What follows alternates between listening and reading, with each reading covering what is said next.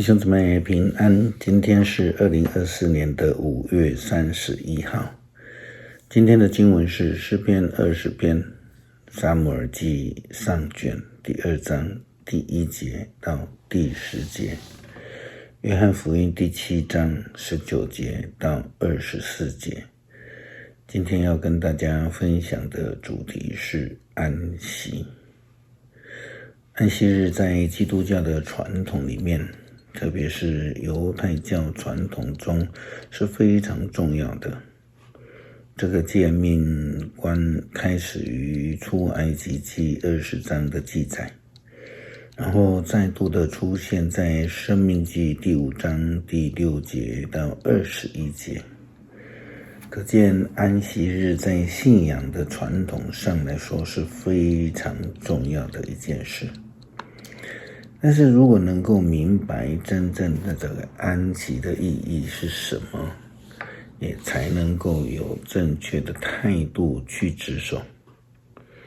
耶稣基督说，凡劳苦担重担的人可以到我这里来，就必得着安息。所以安息是上帝所赏赐重要的礼物，并且是给所有的人的，因为耶稣基督他说凡事。基督耶稣复活显现，向门徒请安，他说愿你们平安，那是因为他们没有平安。另外我们也看到今天的经文的记载，撒母耳记上卷第2章第1节到第10节，哈拿的祈祷。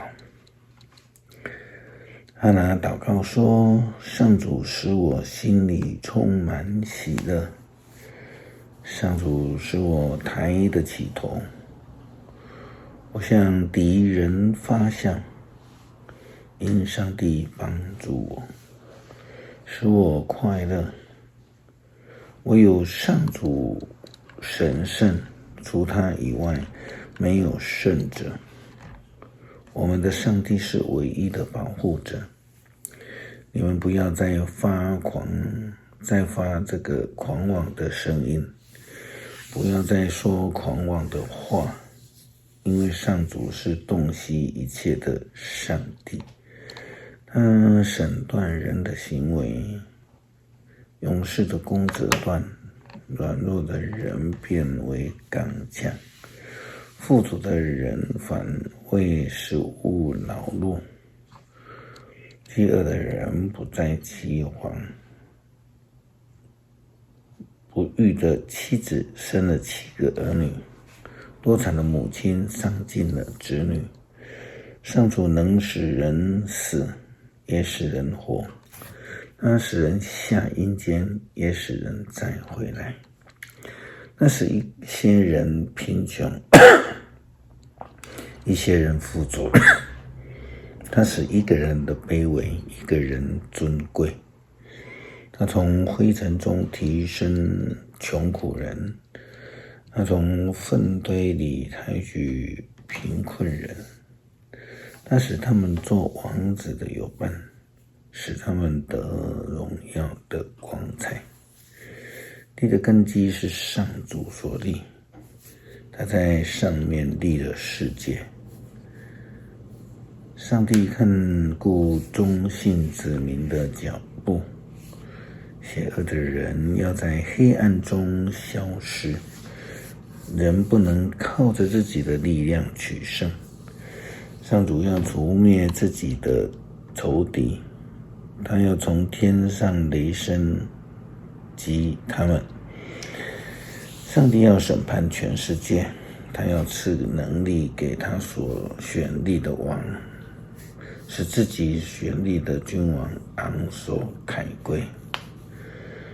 上帝是赐安息给世人的主，他应许绝不会失败，因为他是守安息日的。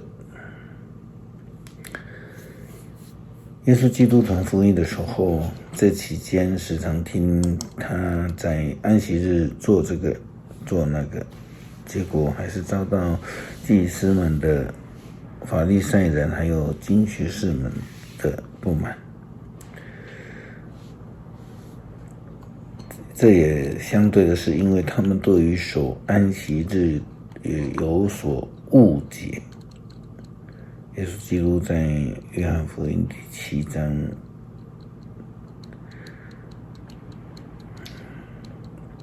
19节到24节说到，摩西不是把法律颁布给你们吗？可是你们没有一个遵守法律，你们为什么想除掉杀害我？群众回答说，你有鬼附身啊，谁想杀你呢？耶稣说，我在安息日实行了一件大事，你们都以为奇。可是摩西吩咐你们在行割礼，你们就在安息日为婴儿洗割礼。如果人在安息日行割礼，目的是维护摩西的法律，那么我在安息日使一个人完全恢复了健康，你们又为什么责怪我呢？不要想根据外表断定是非，要按照上帝的公正标准来判断才是。使人得安息是上帝的旨意，自己的安息是上帝的恩典。守安息日则是上帝因为要纪念上帝的创造之恩，带领出埃及的恩典，又领我们出黑暗痛苦，进入光明所应当做的。一切所有都只为求自己的利益的事都不能做，但是要使人得安息。在安息日更要去做一件使人得安息的诫命。诗篇20篇，为胜利祷告。